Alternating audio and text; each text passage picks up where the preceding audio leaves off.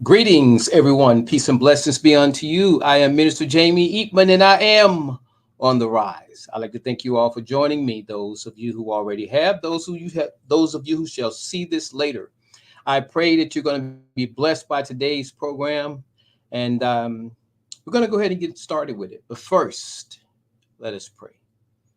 Most Holy Father, Lord, we humbly come before you, giving you honor, giving you glory, and giving you praise. We thank you for what you're doing in this hour. We thank you for your word that's coming forth. We thank you for truth. We thank you for wisdom, knowledge, understanding, as well as revelation. And we just pray that as we partake of this program, that everything will be said and done will be to your honor and to your glory. Let us not speak ignorantly. And if there is something spoken ignorantly, let someone at some point come forth and clarify it. For we want to do your will. We want to do you justice.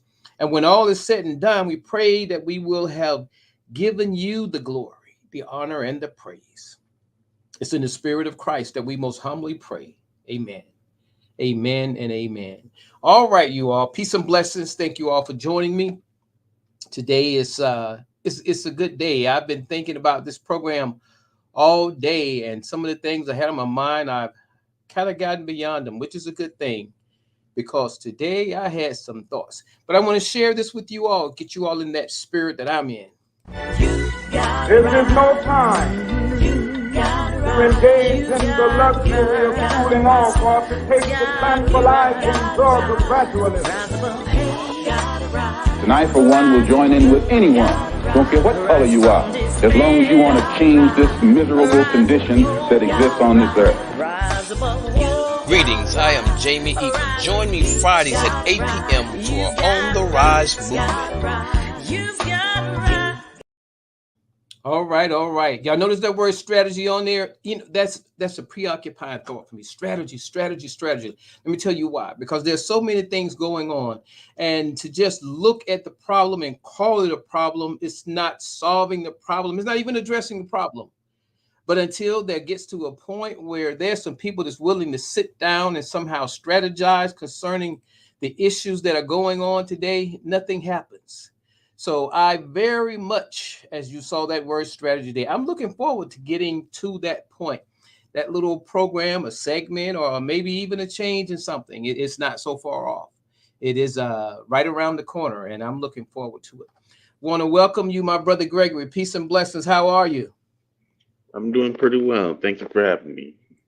All right, all right. Great, great, great. You saw the questions for today. I sort of changed them up a little bit. What were your thoughts?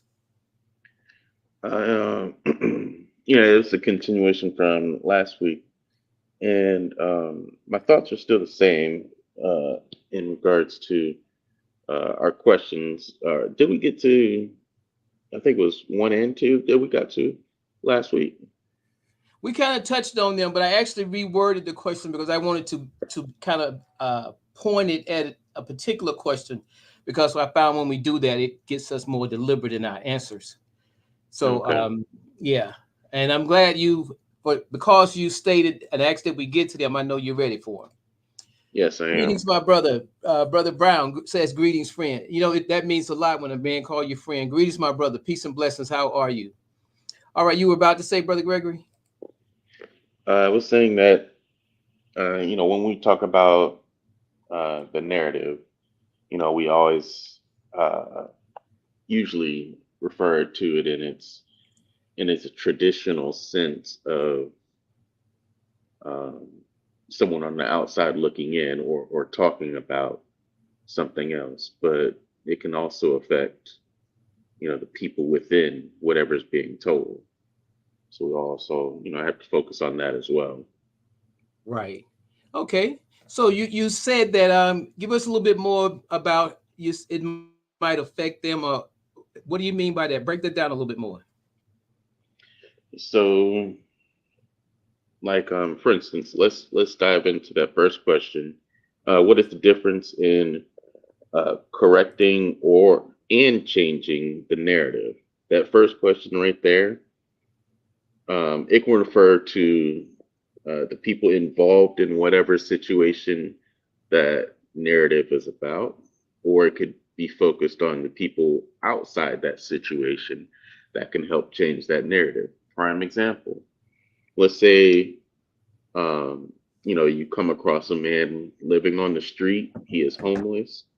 You can tell Mm-hmm. he's homeless. You start talking to him. He tells you that he's homeless. He is telling Right. you his narrative Right. because he's within that narrative. Now, Mm-hmm. you on the outside, you're not homeless, but you can do something for that man to either bring him up out of homelessness, or you can Mm-hmm. change his life by just changing his narrative from the outside. I like that, Brother Gregory, because you touching on something that's very important there, because that narrative actually changes depending on who's giving it, right? Correct. Or the perspective from which you're looking at it. Okay, I like that. But when you look at it from that perspective there, and we are discussing changing the narrative, if you had 5 people and they saw that narrative 5 different ways, how many of them would be exempt from changing it? Well, I don't think anybody There has to you be go. exempt. Right, I think everyone should be included. right. But when it comes down to it, it's whoever that narrative belongs to. They have the ultimate say so. That's okay. Now tell me this. The people that are telling the narrative, okay, the saying is that the victor gets to write the history. So you're telling hmm me that whatever the victor writes gets to say so. I know that you didn't mean it like that, right? I'm playing with your word. Well, let's go back to the situation I gave about the homeless man. Okay, So the narrative is about the homeless man. okay, Now, I can try to change his narrative by saying, you know what? I'm going to give you a job. I'm going to give you a house. I'm going to give you food in your stomach. And I'm going to change your narrative from the outside. Like, I'm not homeless, but I have the possibility to change his narrative. Then at that point, when I present him with the change, it's up to him whether way he wants to change or not. He right, could say, no, I don't want your help. And then he continued on with his narrative of being homeless. He could do mhm, that. right, So, like in the statement that you made that the victors control the narrative of stories, um, they're basically giving you a false narrative. So, like we all know the story of Hansel and Gretel. This is a very common story. What a lot of people don't know is the original Hansel and Gretel story. The original Hansel and Gretel story is a German story about a witch that kidnapped children. That was literally the original story of Hansel and Gretel. But when it came to America, they changed the narrative and they made it pleasant and made it like a little happy, feely children's fable. When in reality, that's not the originator of Hansel and Gretel. okay. And so um, you can hear the wrong narrative all day long, Go ahead. I and whether apologize. you believe it or not, Okay, it's up to, like, if it's not your narrative, it's up to you to find out, whether it's right or wrong. I was having a conversation with okay, someone about that today, whether they believe the facts or not. And, someone told me that same thing. Well, if I'm living within the facts, then it's my facts. I said, they could be just someone telling you what the facts are, and they're not the real facts. You just think they're real because someone's telling you that's what you're experiencing, but it's not the real thing. right. And that's see when you introduce the word fact there, the first thing I thought about is, well, that person could be right because when you talk facts and truth, they're like 2 different things. The truth doesn't change regardless of who's telling it, so that's a given. But if a That is person true. states a fact and that's what he's saying, you probably have to agree with that, then come back and maybe address why it's not true or the error of it, even down to what you're saying about right now about the narrative. The narrative, when we say change the narrative, we're talking about the same thing, whether it's correct or incorrect. Whatever that narrative is, if I'm that person Mhm. that's homeless, if I'm that person that has to walk past them every day, if I'm the person who owns the house that they're in front of, there's a narrative there. But what is that narrative? And I mentioned 5 people with 5 different narratives. They are all caught up in something. They may not have the same narrative, so their addressing it wouldn't be the same. But if they were all set up with 5 little broadcasts the way we're doing now, discussing it from 5 different angles, and they were talking about changing the narrative, it might be different narrative, but there's still an action that they're referring to. There's still a change that they are referring to. And a big portion of kind of getting to the, I guess you might say, the nuts and bolts of the narrative as to how it really functions and what's going to fix it, it requires the communication to define it so that we're looking at it the same narrative. We're looking at the same thing. Can you imagine history? Let's say for right now, if you look at history, there's this thing with people having difficulty teaching certain subjects. It's probably white and black. Can you imagine a black teacher standing before black children trying to teach them about history? You know, we got this thing about we want to speak positive. We want to speak kings and queens. But here's a slave. Here's the son of a former slave or a grandson of a former slave or slave owner. That's a whole different history. But the reality is that all of that is a part of the narrative. So until we get the narrative correct, all these mixed emotions, the drama, people that can't deal with the past, have trouble teaching it, speaking it, that's something that they have to basically rise to the occasion and be able to do if we're going to properly educate our children. Right. But at the same time, it needs to be a correct narrative. For so long, if you think about history, Black history, all these things, when they come up with Black History Week, Black History Month, all the things that we've experienced over history, it was to bring us into a certain knowledge, and that knowledge has begun to progress to the point that the same individuals that were comfortable not teaching us or comfortable teaching us American history are now being said, if you're going to teach it correctly. If you're going to give me the narrative, give me the correct narrative. So when we're talking about correcting and changing the narrative, which is what this question here asks for, I kind of look at it this way. There's a difference in correcting a narrative and changing a narrative. Because if you look at some things that people need to be honest about, the reality of is one of those things where you're going to either have to pretend that you don't see the elephant in the room, or you're going to have to pretend that you're not that person that they were talking about. You're going to have to pretend that they weren't correct somehow in what they said or what they were doing as it pertains to you.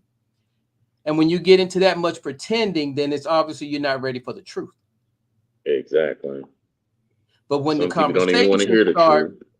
When the conversation starts, there has to be some ownership and some accountability. You know, if we're guilty of it, then I would probably have to say, yeah, you are correct. I can't even come back with a however, because at that point, I'm trying to justify the thing I'm telling them that they're correct about.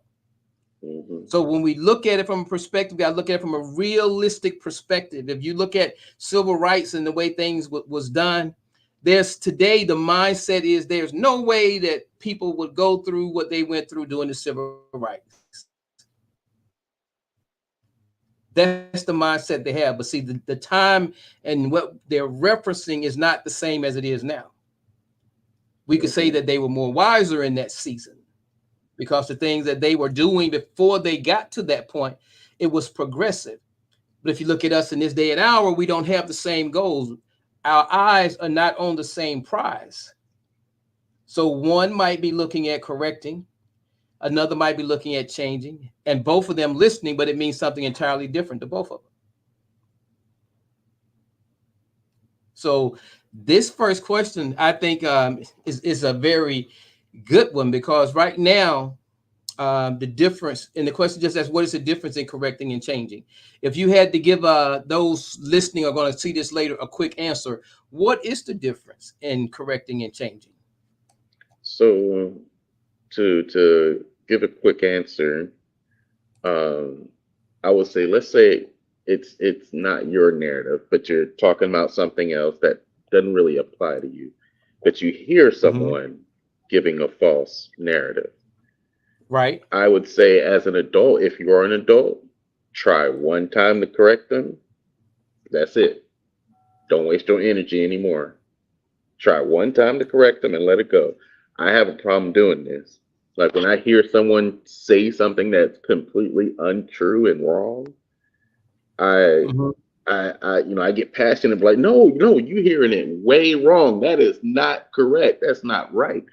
You didn't hear that correctly, or you didn't read that correctly. That's not correct. And I'll go up, get into a back and forth with them, and then I end up getting upset and getting my blood hot. But I turned 40 yesterday, and I had to tell myself, I was in a discussion with someone yesterday, and I had to tell myself, tell them one time, if they don't receive those facts, then let it go. It's up to them at that point to find out for themselves. Right.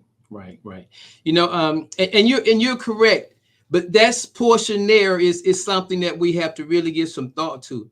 Do we really want people to find out for themselves? That's like the narrative. Let's look at this as truth for a moment. So instead of someone giving a false narrative, let's say they're lying, and you hear this person lying, the question becomes, how important, how much does the truth means to you? Do you want this person to never feel comfortable in your space telling that lie or giving that false narrative, or are you going to attempt it? And they, some people just be difficult. They really don't want to embrace what you're saying. The children of darkness are more zealous than the children of light, meaning that they will persist when you might want to just back up or back down. You're absolutely right. So that becomes where we're at here with this narrative. See, one of them would be correcting. You might not correct that, but you can still change it if they're talking about something that they're observing. So those two words are kind of go together. But Brother Brown just typed something in the room that's very interesting. He says, we are totally lost when we don't have a clue about the origin of the narrative. What are your thoughts on that? I'm going to say you're only lost when you don't seek the truth. But no, what he's saying is you're totally lost when you don't have a clue about the origin of the narrative. Well, I would say in today's age, we're not talking about biblical terms anymore. In today's age, the truth is literally several keystrokes away. And you can find the truth about anything. Like almost anything here on earth, you could find the truth about just with a quick Google search. And then, you can find the origin of things. Like I said, I was having a discussion with someone. They were telling me, oh, Kamala Harris, she's going to give $6,000 in tax return money for kids. And I said, well, hold on. That's not completely true. That's only for a newborn, and it's only for 1 year. You have a kid for 18 years. She's only going to give it to you one time.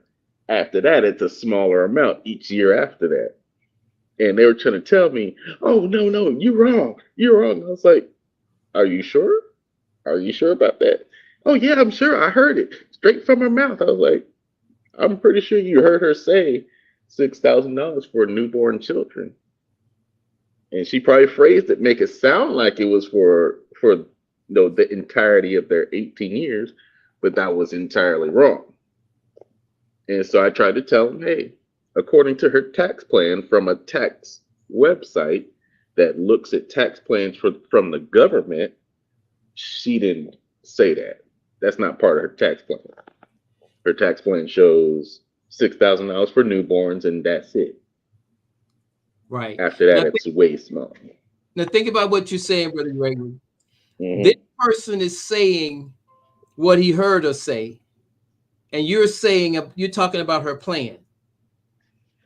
Right. I read the plan versus he heard her say something. Right. And I wanted to show. I was like, look, just read this. This is on paper. She can't lie about what's on paper. But Brother Gregory, think about the things that civil rights was fighting for. It was on paper. Right. And if you read what Martin Luther King actually helped get signed into practice, you will come to find out that he basically signed slavery back into play when we go to prison. That's how when prisoners go to, that's why it was a long time before prisoners started getting paid for their work. Even when they get paid now, they get paid pennies on the dollar. So when way back in the 60s, when Martin Luther King came to the table with Congress people and the president, and they came together in a meeting that nobody recorded. When he left that meeting, they said, "Well, if we won't, discriminate against Black people when they're free, when they're not locked up, but when we lock them up, they're gonna get to work for free." And that's basically what he agreed to. And not a lot of people know about that. He agreed that Black people, if they get locked up and they don't do any good, they break the law, they work for free. And for, I think it was like another 30 years, maybe no, it's probably a little less, that they work for free. And a lot of people don't realize that about Dr. Martin Luther King. He was a great man. He helped, desegregate a lot of things. But if you notice, after he was shot, Black people were getting locked up left and right for frivolous things because they wanted that slavery to keep going.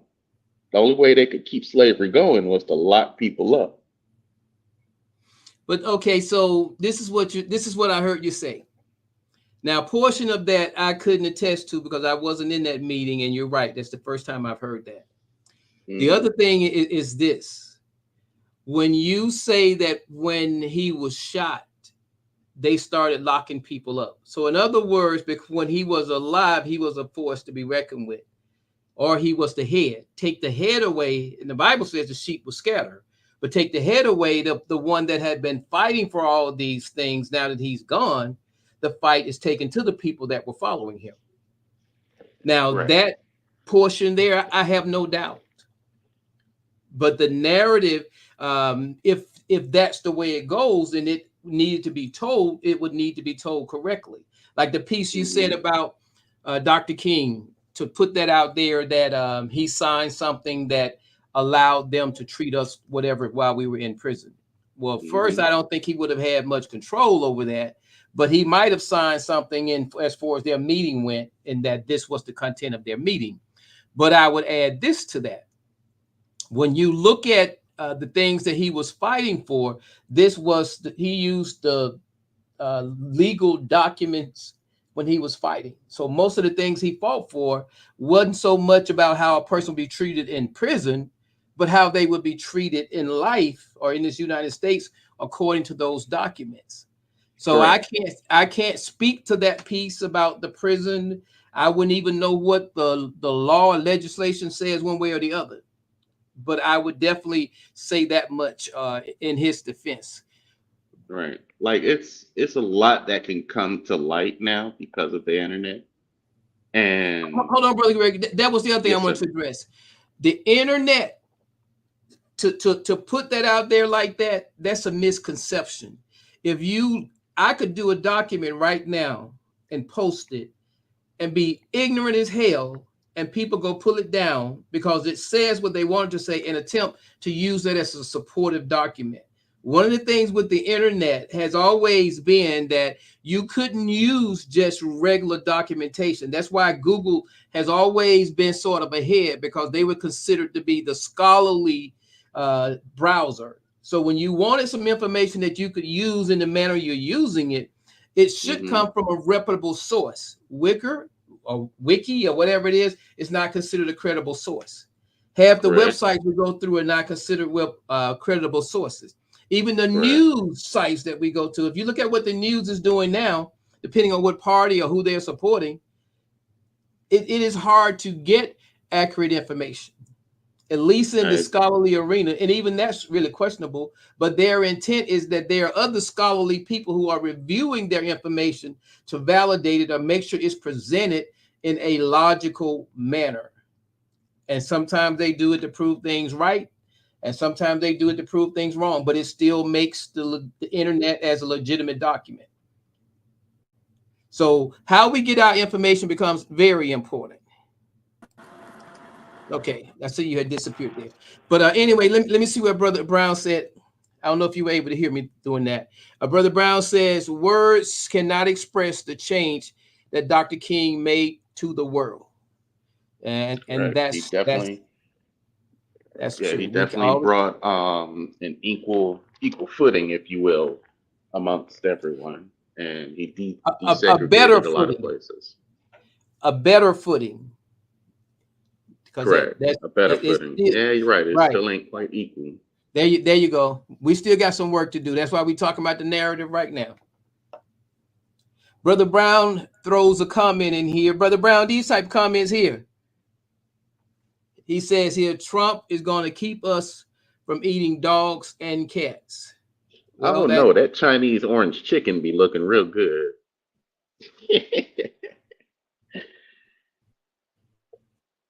Well, I'm going to leave that alone because I have been mentioned when they killed anything and fed it, you know, but we all know the rumors. So they're really just that. That becomes the problem there. The rumors versus the reality. So right. I'm not going to play into that one way or the other, but I get because Brown made that, I put it there. But we just need to be aware they are saying he made that accusation there. It's been supported, it's been disputed. Mm-hmm. So where do we get the truth from, and what will be the correct narrative as it pertains to all of that? Well, here in America, it's frowned upon to eat dogs and cats because we view them as pets here in America. In other countries, they view them as they are, animals. Mm-hmm. So it's not uncommon in certain parts of the world that dogs or cats are eaten. Like, for instance, Right. we love cows here, but if you go to India, they don't even touch cows. They let cows just walk through the street.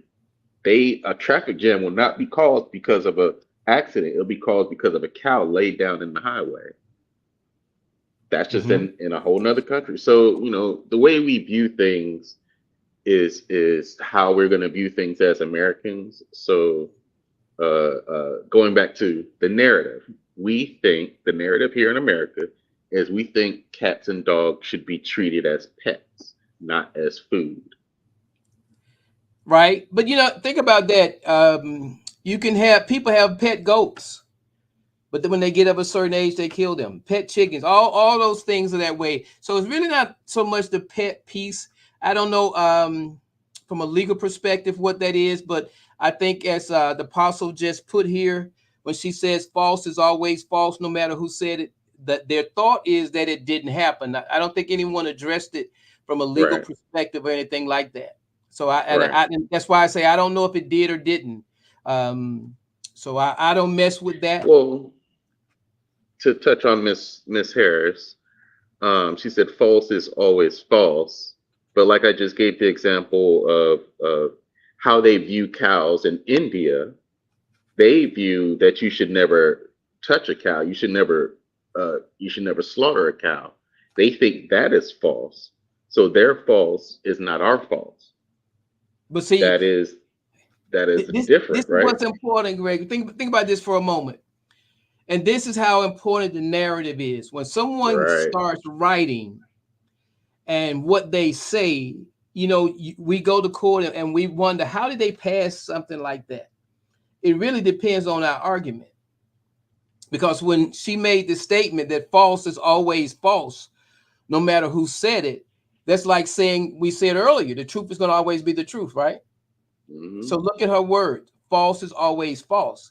It doesn't pertain to any particular subject. Those words by themselves is kind of hard to dispute. You're right. When you get into a narrative, that's where it becomes important. That's when we get into the possibility of correcting that narrative. Yeah, you're absolutely right. Yeah. And that I agree with that statement now. I changed my mind. I said what I said, but I changed my mind. I agree with that statement now that you've brought it to my attention. and that's the way the narrative goes. When we discuss it and get into it, we come up with it, because there's some things that we can attack, and we're attacking the wrong thing. Or just like you said earlier, the person said something, meant something, but what they said, they didn't choose the best words. So if we go back and say, did I hear you say this? Am I to understand you? And that person, oh, no, I apologize. That's communication, when we can filter like that, because we're looking to really get the intent of the understanding here. But Brother Brown tells us that God told us what to eat in the book of Leviticus. Leviticus chapter 11, verse 7. Okay, so I know exactly what he's talking about. so y'all on one accord there, right? But it's okay. But now here comes the issue. When someone tells you that if you pray over it and bless it, that it's supposed to be clean and they can eat anything. Now, I'm just giving you their argument, not that I agree with it, but this is where that communication becomes important, because the person could say after that Jesus changed all that, and then Jesus says that I come not to change any scriptures. But that gets into a whole level of where we are. And until we can use the word to educate, motivate, and inspire, or as it says, to teach, instruct, reprove, correct, rebuke, all those things should be going on, but it needs to be done in love, because if the person can't hear you, they're going to say, forget you, I'm going to grab whatever, which might be the same thing y'all was talking about. They might feel more compelled to do that. Well, I'm going to add to Mr. Brown's statement. So he was referring to Leviticus chapter 11, verse 7. More specifically, he's talking about pigs. You should not eat split hoof without the curd. So they're talking about pigs. Don't eat pigs. He forgot to mention that in Acts chapter 10, verse 15, what God has declared clean, you must not call common. And then Mark 7:17 through 23, Jesus declared that all foods are clean.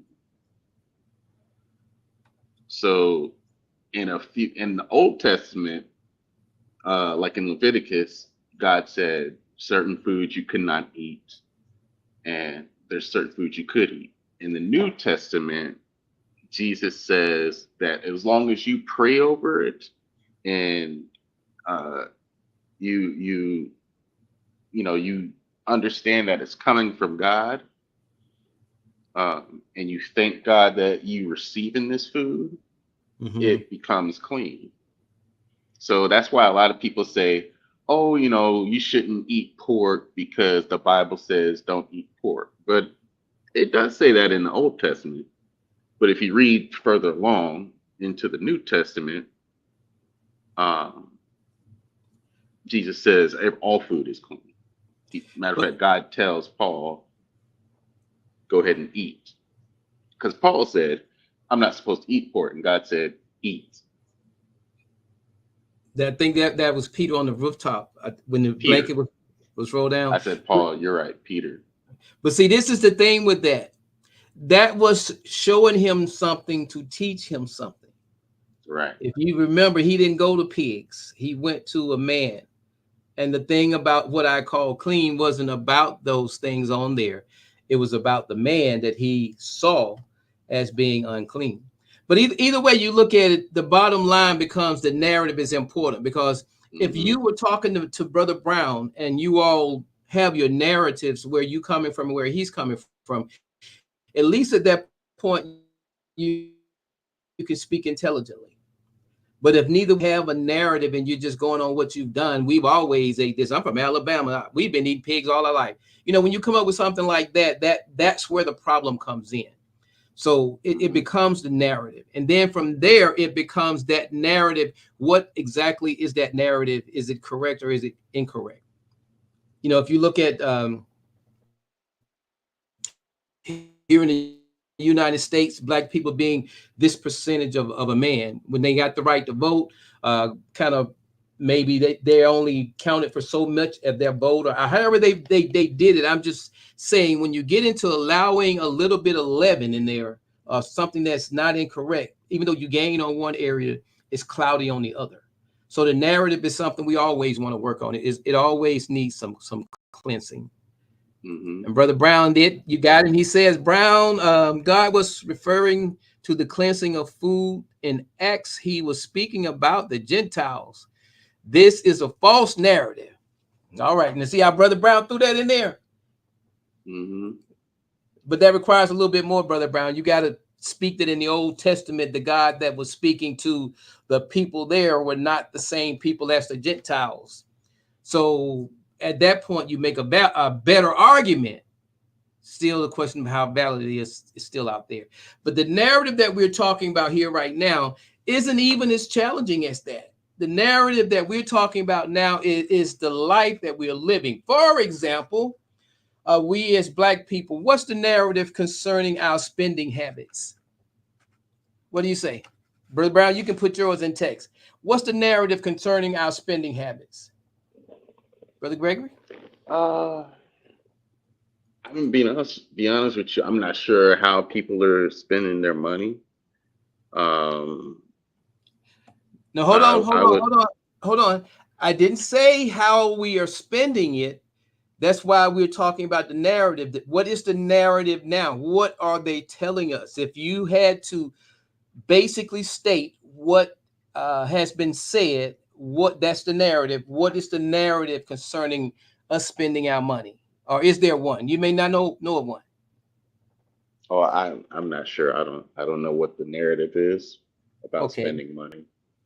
Okay. The narrative is that we as a people, that money stays in our community 6 hours of one circulation, which means that if that's all the time it stays, our money don't or is not really spent in our communities. And if our money's not spent in our communities, what do you think they're trying to emphasize? I think they're trying to basically say, from what you said, that we need to stop spending our money outside of the community. Right. Keep the money within the community. Now, and imagine someone that's other than black hearing a statement like that. Do you think that they would have a right to be upset that maybe somehow we were sounding prejudice or trying to whatever? Do you think that they would have a right? No, because other races of people do that exact same thing. They keep their money within the community. I'm sure you've seen a strip mall where it's all Asian or it's all Mexican, or they put all their money together and they only accept certain people, certain groups of people to live in that, or not to live, but to spend in that shopping mall. Matter of fact, if you go down Buford Highway, you will see several little shopping centers, and each shopping center has its own racial theme because they all put their money together. Okay, but is that a stated racial theme, or is that something that they do? No, that's something they physically do. Right. But what I'm saying is, at this point, we're talking about something that we're talking about. We may or may not do it. So at this point, how does that seem compared to what they are doing? I mean, do you see the difference? What I'm getting at? In order to change the narrative, you got to first know what the narrative is, which calls for discussion. So when you start having conversations like these and look at bringing about a change, it can only occur when you address the narrative. But if people hear us discussing this narrative, they might wonder, maybe we're too black, maybe we're too loud, maybe we're too, we tend to either gain points or lose, depending on who is evaluating what we're saying. Mm-hmm. I agree that there are some people, trying desperately to bring black people together. One of my favorite people that's doing this right now is ex-rapper Killer Mike. he's desperately trying to bring Black people together, and he's been preaching, spend within your I don't know. community. Right. But with him saying that makes sense. As a matter of fact, there was a sister that Maggie Anderson, that wrote a book, 1 year buying Black or whatever. But her intent was for a whole year is to do everything Black. Everything that she did, she attempted to get it from a Black community. And she gave us some education on her findings. But a part of that was how difficult it was to find certain things within our communities, Right. which is very real. Now, Brother Brown just makes a statement here. He says that, well, hold on, let me give you this video first. Then we'll get to Brother Brown. So is it racist to intentionally do business with your ethnic group? Well, you got to know that in the Asian community, a dollar circulates up to 28 days before it is spent with outsiders. Jewish community, it circulates 19 days. In the white community, 17 days. But in the Black community, guess what? Only 6 hours. Did you know that over 90% of Black people's income is spent outside of the Black community? You don't have to be a rocket scientist to see what that means. So there's just no way you can expect to have any kind of economic stability when you have that kind of cash outflow. So keeping money in a tighter circle makes the circle stronger. While most ethnic groups realize that there is strength in numbers, Black people, we don't necessarily see strength in grouping ourselves with other Black people because we've been conditioned to think that the white man's ice is colder than ours. That means we think that Black businesses are inferior and white businesses are superior. So this mindset is detrimental to Black people's wealth building potential and power. What do you say, Brother Gregory? I actually went to his church. It's right up there in Roswell, and he actually is, I believe it's called Eagle's Nest Church, and he is. He's one of the people that I've encountered where he's trying to get that back into the Black community. Like his church, right now he's in the process of enlarging his church, where you can go to his church and buy groceries, you can get daycare, you can get classes that you need to learn, things that you would need for your household. And you don't have to go anywhere. You don't have to go to a Walmart and give, a Walmart your money. You can just go to a Black church and get everything that you want. So I definitely like what he's doing out there in Roswell. I think it's Roswell. Okay, we're gonna talk about that. I might want to go visit him. I didn't realize he was here. But how about this one, Brother Gregory?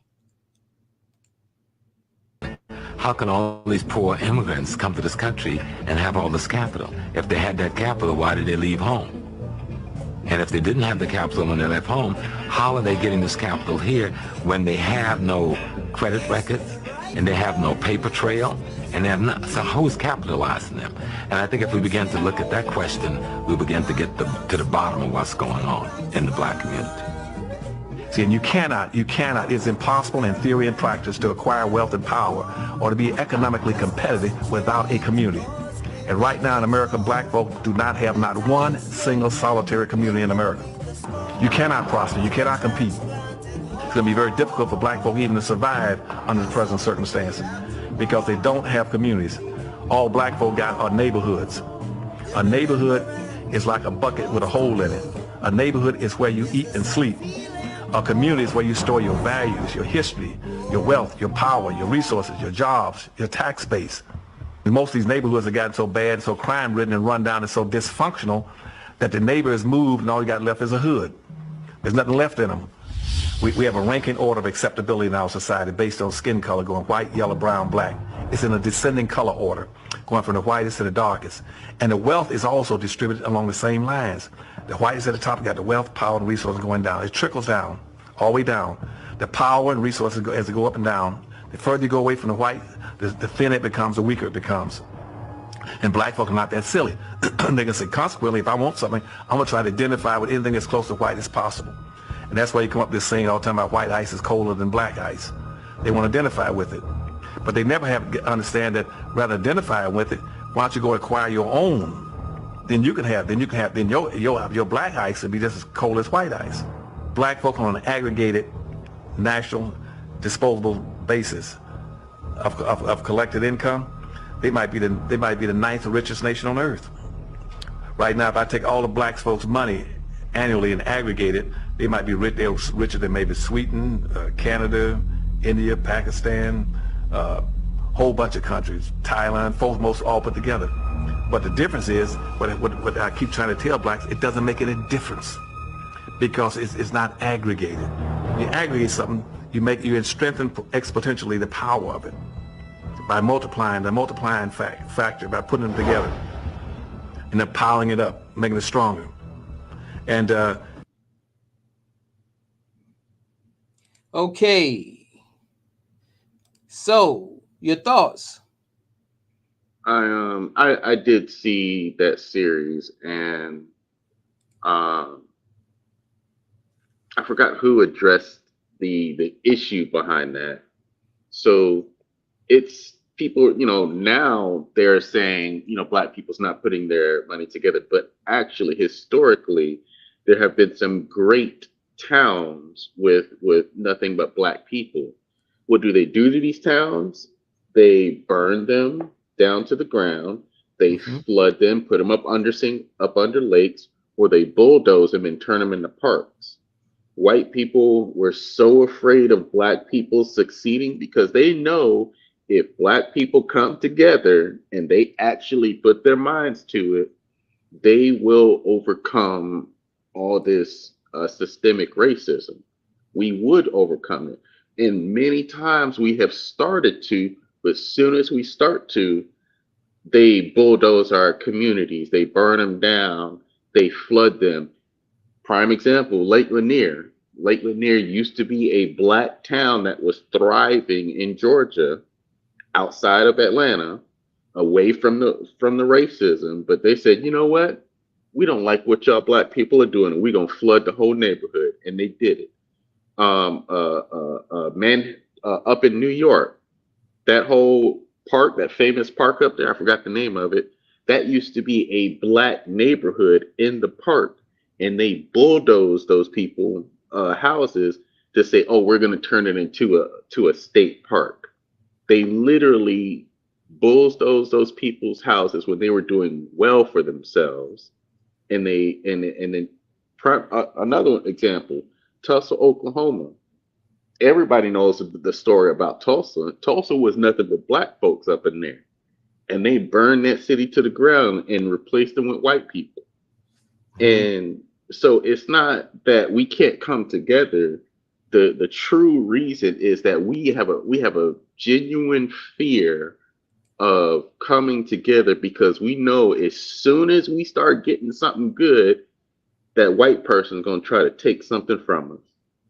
Yes, Central Park. Yes, ma'am. We know that as soon as it's been proven time and time again, as soon as we take a breath of fresh air, they come back and put their foot on our neck. It happens so many times that black people don't even have to be raised in Jim Crow era to understand that fear. Because we unintentionally pass it down to our children that, if you get pulled over by that cop, put your hands on the steering wheel, say, yes, sir, massa, yes, sir, ma'am. You have to say all that just so you won't get shot. They have put so much fear in black people that we are afraid to come together because we know they're going to burn down our towns. They're going to rape our women. They're going to flood our towns. They're going to hang us from trees. We know this will happen because it is it happens today still today. They still are destroying anything or any time we try to do something together, they are destroying it. They don't hang us from trees no more, but they bankrupt us.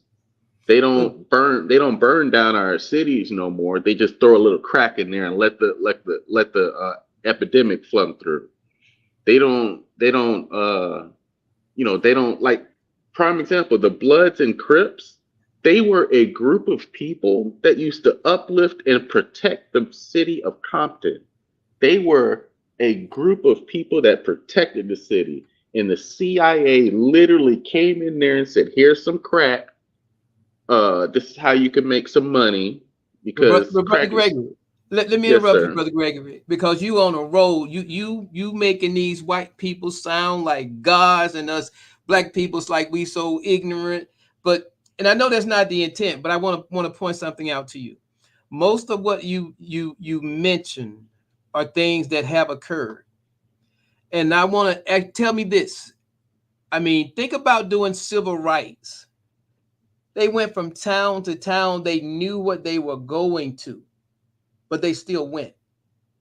They had a vision of something that they desired. There was a spirit about the civil rights movement that's missing today. Because if we look back on it, we can see, as you say, all these things that was done to instill fear. That's what fear is supposed to do. It is supposed to just cause these people to not be able to move forward, unwilling when they have conversations about moving forward. We're supposed to rehearse, just like you just did there.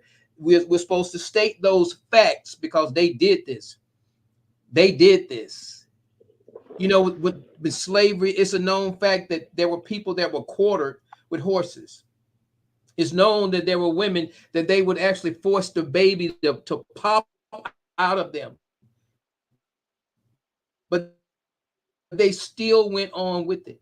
And it's, if a man hadn't found something for which he's willing to die, he isn't fit to live. Those words that were spoken then, they're just as relevant as they are today. I regret that they're not as prevalent as they were then, but they're just as relevant. So what we need to do, like you said about that pastor that's doing something to make a change, we have to find that. Because just like you're saying this now, listen to what you said. What those two gangs used to do. What's preventing them from doing it now? The fear that we have of what they might do now. What did we find that was so grand and so important? Maybe this life is so much better that we'd rather live that than build a city that might be burned. When it comes down to hope and progress and future, we have to be willing to make that sacrifice. You've heard me say many times, and you've said it as well, if a person hadn't found something for which they're willing to die, they aren't fit to live. Most people know that. Power concedes nothing without force. Without struggle, there is no progress. We have to get back to the point of finding encouragement in the things you're saying. They have to be motivators for us. We have to look at what was done, knowing why it was done. He who gets behind in a race must forever remain behind. That's literally our topic today. What's the difference between changing the narrative and correcting it? If we look at in the past and we say that they lied and these were things they didn't tell us, Brother Brown is saying that they lied to us. So we got to correct that. But some of the things that you're saying is both lies and things that need changing. We can't undo what was done, but we can sure rise to the occasion that makes sure that it doesn't get done again. And if it do, that we're providing that something for them to destroy, because otherwise we don't build and we get to listen to what our brother just said. See, when I listen to things like what he just said, I'm ready to jump all over him for saying that we won't or we can't.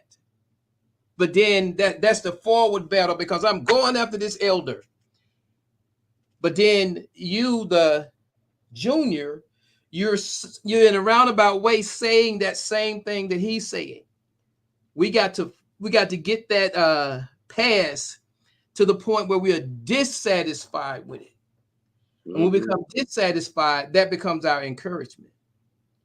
But if ever we become fearful, and we do have some fear, but fear, it doesn't necessarily cripple us. It doesn't necessarily cripple us. We can still move forward in fear. I've done a lot of things in my life in fear and because of fear. And that's what we have to get to. We got to start breeding that again. We got to start with the expectations, those communities, like you mentioned, the people now that are gangs that used to protect. We got to go back and re-emphasize that protection. And before we get to that protection, we got to get back to that harm. Because if they aren't a part of the solution, that makes them a part of the problem. That's why it's so important that we start to build. That's why it's so important that we begin to realize that we need a movement today. Not a movement just to say we're moving, not a movement that's about here trying to get some funds because we want to go out here and feed the hungry. All those things are valid. But we want to change some things. We want to restore some things that have been taken away. We live in a United States. All of us black people that have risen up from slavery, all the money this brother just mentioned, all the money that's owed to us reparation, and we so worried about a Donald Trump that we can allow a black woman we want to vote for to tell us that reparation has to be studied and nothing is said. Mm-hmm. Those are the type things there that we have to get to. We have to come to realize instead of lifting some up because it's black, it walks black and talks black, we want to look at his garment and ask the real question is, how black is it? And if it ain't black enough, then let it run on anything except for calling itself black, because that's an insult. Mm-hmm. Doing civil rights, I think it was Abernathy, or one of the individuals was speaking about going to rent a hotel room. And the people were going to rent him a room, but he told them, if you can't respect my person, I'm not going to spend my money. They wanted his money, but they didn't respect his person. Now think about what he said and look at all the money that we have and how we're taking it to them. We're not even using our money. It's what all these individuals are saying to gain the respect that we could have, because we aren't thinking about respect. We aren't thinking about moving. We're consumers. Mm-hmm. And the only way to change that is conversation like this, so we can get a real dose of reality, something that contradicts the narrative. When that brother spoke, it's almost upsetting to hear him say, we'll never have a community. He did in the very end say, if he pooled our money. But that's what we need to do. Aggregation, multiplication. There's some things that as we move forward, we have to rise to the occasion. And only by rising to the occasion can we rise above the circumstances and the situation. And we have a whole lot of those that are confronting us. Right. Eagles Nest Church, the church I was referring to, they are in Roswell. Okay, I would definitely have to check that out, because people like that I admire. There's I think a beloved community or something here.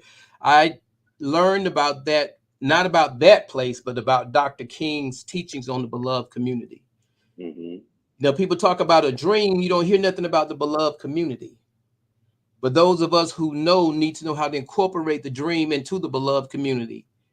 We need orators still, just as he went about ministering. We need those people that want to be so strong. We need them to be strong and black, as they were doing that era. There's some things we just got to work on.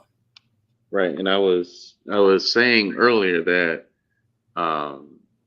we need to stay and stick with our community, because what's going to happen, I'm quoting this because it's happened every single time that something becomes great. When we as black people come together, they're going to try to slip in little scandals. They're going to try to take our leaders out. They're going to try to make our leaders look bad. And what you have to do as what we have to do as Black people is we have to understand that ain't nothing but the devil trying to kill, steal, and destroy what we got going on. And so, like, every single person of color that has tried to bring Black people together has had some sort of scandal or something to make them look bad or look or just sound like they can't be trusted. Right. And so, like, even it goes all the way back to even Dr. King. Like, it's a repetition that I don't understand why Black people can't see it. So, like, when I attended a few of his sermons out there in Roswell, and this is when in the early beginnings of when he used to have a church at a school. So we would go to the school to have church, and it got so big that he got enough money to buy the shopping center across the street from the school. And it slowed down because he encountered, for lack of a better term, red tape. But it looks like he got through that red tape. And it's a bad thing to see it all the time, but it's also a good thing. That means you're doing something good if you keep seeing the scandals pop up. You must be getting somebody's attention. The people that don't want you to succeed, you start seeing that bad attention.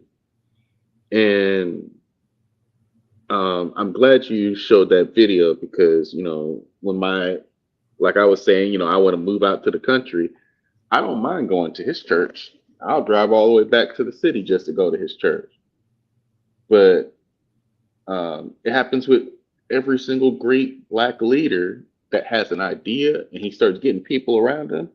You got to look past whatever that thing is they're trying to make him look bad for or her bad for. Right. And you just said something there. I like everything you said because leaders have to be willing to suffer and go through that. Like you said, everyone that rises to a certain point. And that's why I stress you have to be willing to rise to the occasion.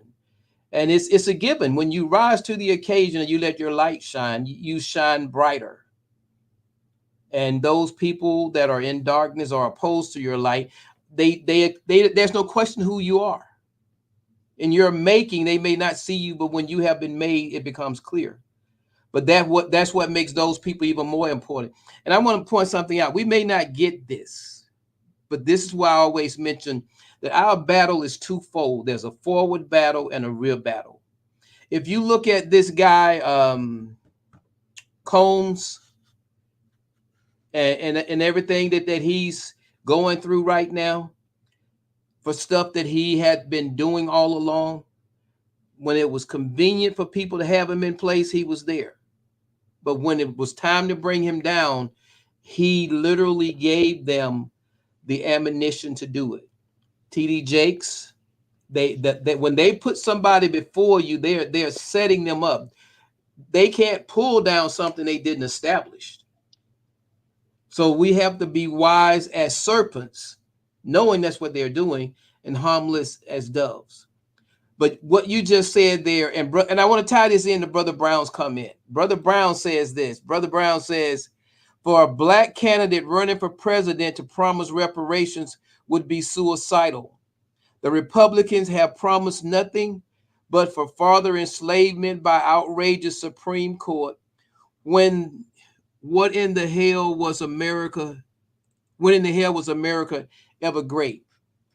You know, Brother Brown has a very good point, but this is my response to that point, Brother Brown. If you are going to put somebody in office just because they're Black and they ain't Black enough to tell you that they will work at getting you reparations, but they tell you something that Dr. King kind of pointed out, there's a paralysis of analysis. So when they tell you this has to be looked at, that's the white folks' game. And I damn sure ain't wanting to hear that from no black person. If you ain't found something for which you're willing to die, if you hadn't found something for which you're willing to lose, you don't deserve to be president. So when it comes down to being cautious because you're black, you don't run for the highest office that calls for greatness being cautious. That's why I don't like to talk about this crap here, because when it comes to standards, we need to hold our leader accountable. When they err, they err. But as far as what they are going and where they are going, they need to get to the point where it may cost them their life, but that's what they're going to do by any means necessary. I've been to the mountaintop. I may not get there with you. That's sacrifice. That's a commitment. So when it comes down to politics, Democratic, Republicans, I'm really not concerned with them. I'm concerned with righteousness and truth. Absolutely. It don't matter what party it is. They all of them are keeping black folks down. All of them. Right. It don't matter if you Democratic or Republican. Both sides have their hand in the cookie jar. And here's the problem. When we talk about Dr. King and the civil rights movement, when things weren't just or they didn't consider them just, they were busy with a movement moving the people. But we're not doing that now. We are content, going after this. We're content wasting our money trying to get somebody in office rather than trying to hold them accountable when they get there. We've kind of told them that we're going to go with you for whatever. So when you go out here, the Reds against the Blues, and one team wins, that team, I guess, is going to be silent because that's who they voted for. But what happened to the vote for justice? What happened to vote for righteousness? It doesn't make a difference who gets in there. Everybody needs to be expecting outcome from it.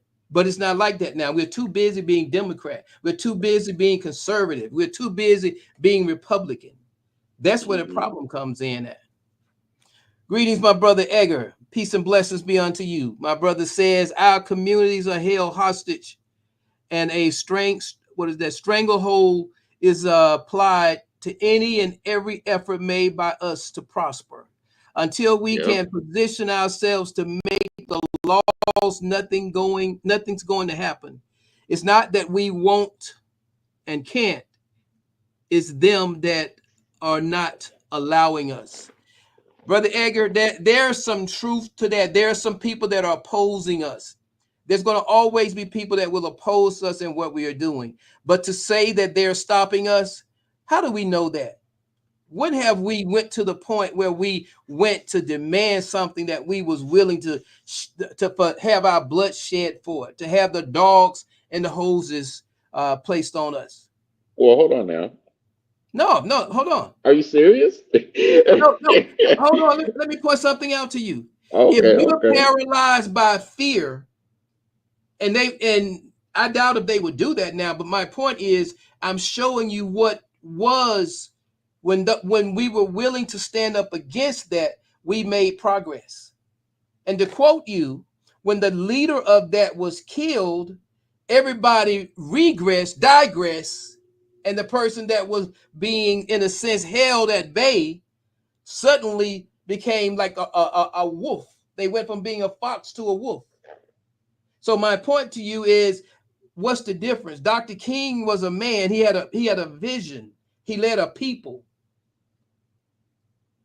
When he left, the people had the possibility of continuing the struggle and the journey. That didn't happen. Well, it did happen to a degree, but it was kind of met with some resistance. And when things balance out, we are where we are now. But now that we're having discussions like this, we realize there's a baton that's still down there on the ground. And he who gets behind in a race must forever remain behind, or pick the damn baton up and get in the race. Are we behind? Are we behind? Yes. But does that mean we have to stay behind? No. If we do nothing, then nothing changes. Go ahead. We have been trying to do some things. So I don't want you to feel like nothing has happened. A whole movement happened because of one man's death. The Black Lives Matter movement happened and it was peaceful. No one was doing looting or destroying buildings. It was peaceful protests, and they were literally busting people's heads open during a peaceful protest because we said we got tired of police brutality.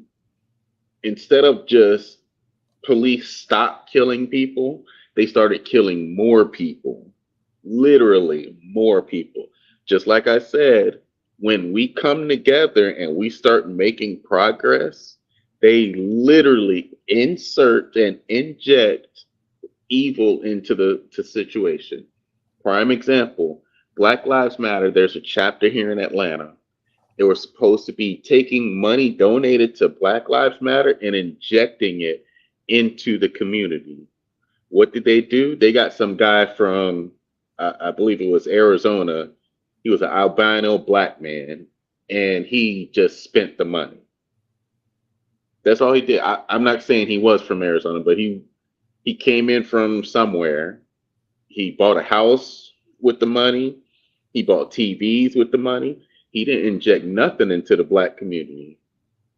But my point is, when we got the ball rolling and we started getting stuff done and we started, making police accountable for things, then all of a sudden, something gets interjected and we get deflated again. Oh, he ain't doing nothing but stealing the money. Why am I going to support Black Lives Matter and give them my hard-earned money to inject into the black community when all they're going to do is buy TVs and cars and houses with it? So I'm not saying you shouldn't do it. What I'm saying is, make sure you're doing it to a community that's doing good. Like Eagles Nest Church is a great church. They're helping the black community. They're building their brand to create more opportunities for black people. That's a good place to start, is in a church. And I'm not saying Black Lives Matter was bad, but I was just pointing out one instance where I'm going to say they, but we all know who they is. They injected someone into that system to break it down. And we have to get around that and keep moving forward, because they're always going to inject somebody into the system that's starting to get ahead of steam. As soon as they see us get ahead of steam, they're going to inject something into the system to see if they can mess it up. Just put something in the gears, mess up the system, break it down. They always going to do that. They always going to do that. Every time we get ahead of steam, we were marching everywhere. They shot Dr. King. You can't tell me that ain't obvious right there. But, and so, but Brother Gregory, this is the thing. If you want something, it's like think about your army. If they killed your general, your soldiers don't stop fighting. There were some things that should have happened. I guess we weren't prepared for it, and I wasn't there, so I can't speak for them. But as I stated, there's a baton that the drum major carried that failed. There's been some people that has continued on, and they may have been rewarded with certain offices till they couldn't speak out like this. As Brother Brown is alluding here, we want to allow someone in office that won't mention anything going in, and they're going to allow someone in that they don't expect to mention anything while they're there. But that doesn't stop us from desiring. That doesn't stop us from looking at the narrative and calling the narrative what it is, so we can define it and see if that's the narrative we want to be known by. So do we want to change that narrative? Because listening to what those individuals just said, they were correct. That's not a very good narrative. Do we want to change that narrative? The thing that you said about when Dr. King was killed, the thought of what they're going to do when someone rises to a point of prominence. There's a spirit of a movement, and the Black Lives Matter didn't have that spirit. If you go watch any footage, most of them, all they said was say the name. That's emotions. That was a catalyst. It could have turned into something, but it didn't. Because everyone was out there crying for something and the focus wasn't there. and the fact that it was mixed, so we had maybe a conflict of interest. I can't really speak to that, but from what I saw, and I knew in my spirit when it started, from day one, I called that a catalyst. A catalyst is like we're getting ready to barbecue. We throw the gasoline on the fire. It's gonna burn a certain way. But when the catalyst die down, if the coals aren't hot, we aren't going to have a very good barbecue.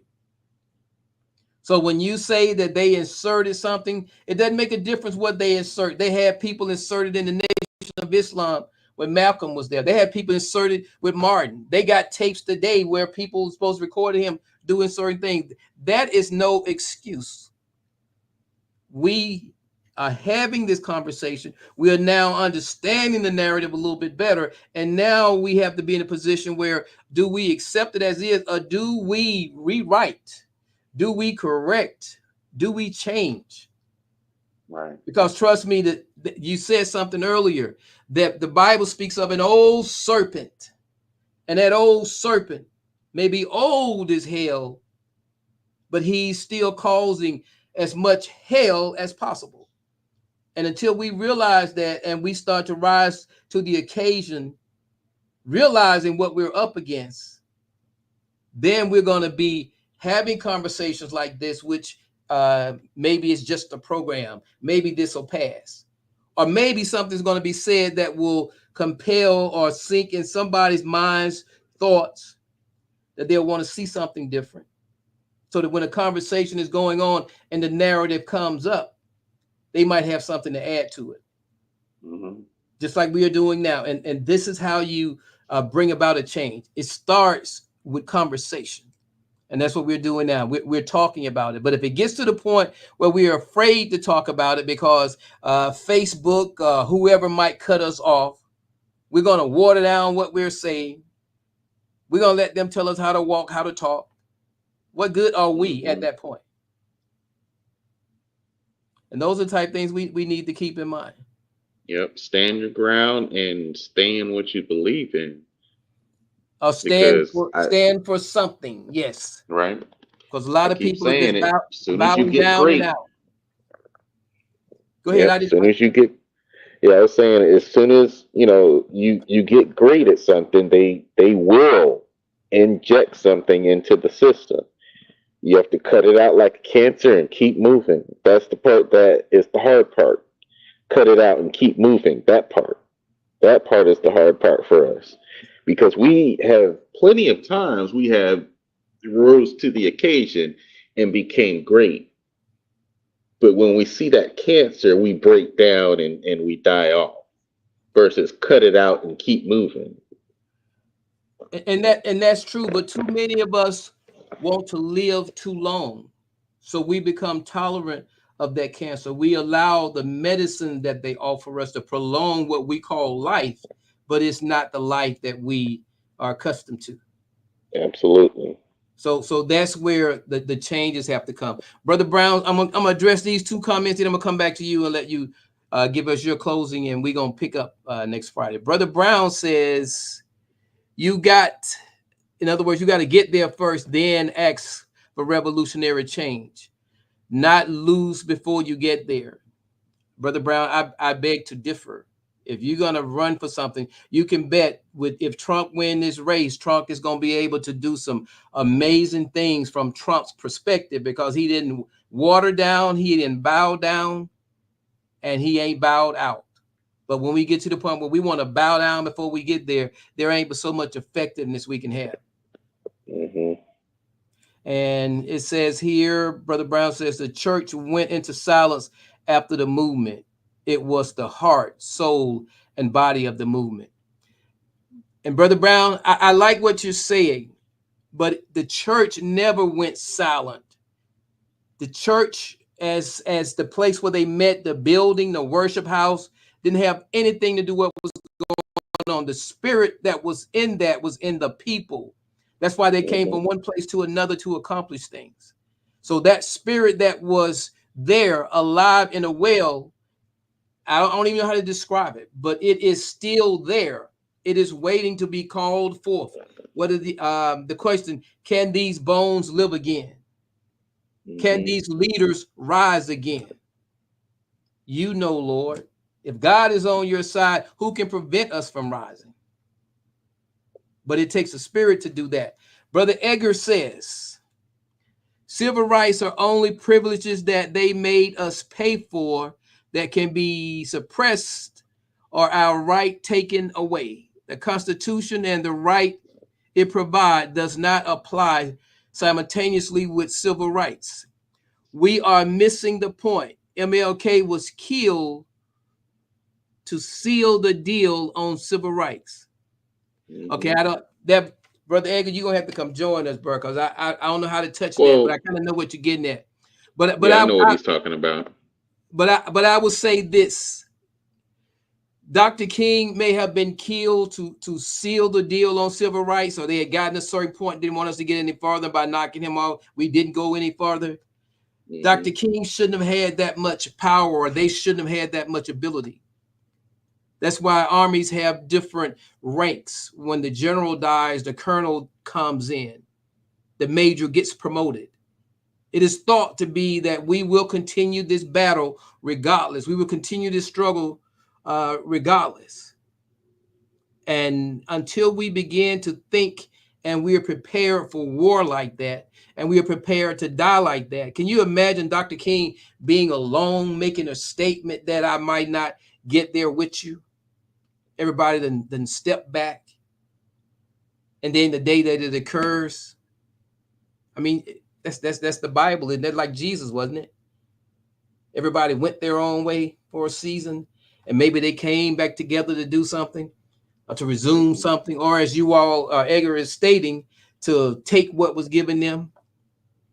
I understand what my brother's saying, but at the same time, we have the benefit of that knowledge. But do we have the drive? The history? Right. Do we have the benefit, the knowledge to do anything more? And Edgar says the Constitution does not apply to us. I like that, Brother Edgar. Why doesn't it? If we know that there are certain things on the books that still say we are not this and we're not that, that means that we haven't attained the prize. What does the song say? Keep your eye on the prize. So before we go, I'm going to go out with this song here. Brother Gregory, go ahead. Did you want to give a closing? And I'll do this song and I'll come back and give mine. All right. I wanted to bring it back to the narrative. We have the narrative that should be playing for us. You know, Dr. King, he spoke of equal rights for everyone, and he was more focusing on civil rights. And now here in 2024, where we're more focusing on bringing it back to our community. Because like I said previously in this episode, as soon as we start to get great, they will inject something to break the system down. So I just want us to focus on, it's going to happen. It's going to happen. I don't care who you are or what you are. You will see it happen. Soon as something you see, like for instance, I was talking about Eagles Nest Church, and they're doing great for the community. And they're small now, but they're going to get big enough to where I'm not going to say who they is, but we know who they are, will inject something into that system to try to break it down. And it will be a matter of, you know, their leaders in that church to cut it out, cut that cancer out and keep it moving. Because like when you get cancer, you get chemo, you get rid of that cancer, you cut it out, whatever you have to do to get rid of it in order to have the body, the temple function as it should. And so, you know, I love everyone to death, but at the same time, I know what's going to happen. We're going to become great, and they're going to try to break down that greatness. And it's literally a history repeating itself. When history repeats itself over and over and over and over, you have to understand it's going to happen. So just be prepared for it. Don't change the narrative. Keep it moving. Cut out that part. Keep it moving. Right. And next week we can actually get into why because we got to define the narrative. When you say don't change the narrative needs to be changed, because we've spoken some terms here that this, what is the power of life and death is in the tongue. We've spoke some death that they have dealt to us, but You're absolutely right. I did say don't change the narrative. Right. I would like to change that to don't change the goal.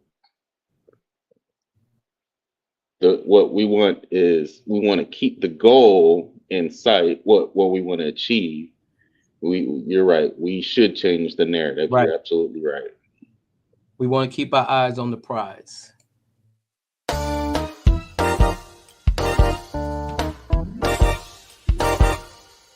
There I was, sinking to rise no more, far too far from that peaceful shore. Half in my grave, I could see my tombstone in place. When I heard my master's voice, I could hear him say, you gotta rise, you gotta rise, you gotta rise, arise my child. You gotta rise, arise my child. Oh, you gotta rise, you gotta rise. Driven by the storms of life, enduring so much strife, I had lost my way, even found it hard to pray. As I began to fall, I heard my Savior call. He said, arise, arise my child.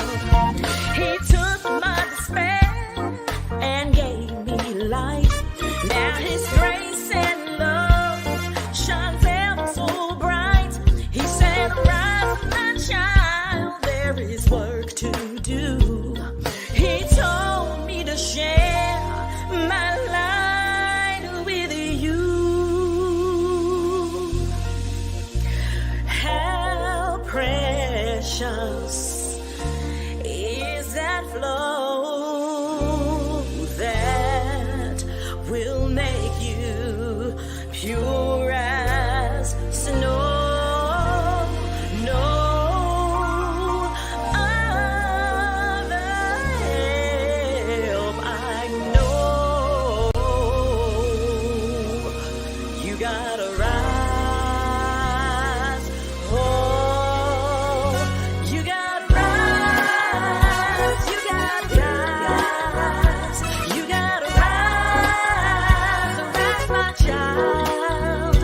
You gotta rise. Arise, my child. Oh, you gotta rise. You gotta rise. You gotta rise. You gotta rise. You gotta rise. Arise, my child. Yeah. You gotta rise. Arise, my child. Oh, you gotta rise. You gotta rise. You gotta rise. You gotta rise. You gotta rise. Gotta rise. Gotta rise. Rise above hate. Gotta rise. Rise and you gotta rise. Rise from despair. Gotta rise. Rise and you gotta rise. Rise above war. Gotta rise. Rise and you gotta rise. You've gotta rise. Gotta rise. You've gotta rise. Gotta rise. Jesus is the way. Gotta rise. The truth and the light. Gotta rise. And just trust in Him. You'll be alright. Gotta rise. Rise in love. Oh, rise. You gotta rise. You gotta rise.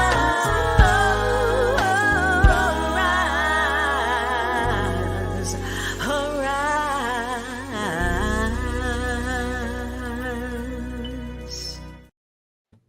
That's You Gotta Rise by Lady Antoinette Eatman. And I want to encourage you all, regardless of what situations or circumstances you may be confronted with, if we will rise to the occasion Just our presence will be motivation for somebody, and we will have positioned ourselves to rise above the circumstances and the situation. In this hour, we've been down long enough. It's time we rise. And when I say we, I'm hoping that's all of us. But until all of us get the intention to make up our mind, I will continue to rise, and I hope that you will do the same. Peace and blessings be unto you all. We'll see you all next Friday. Until then,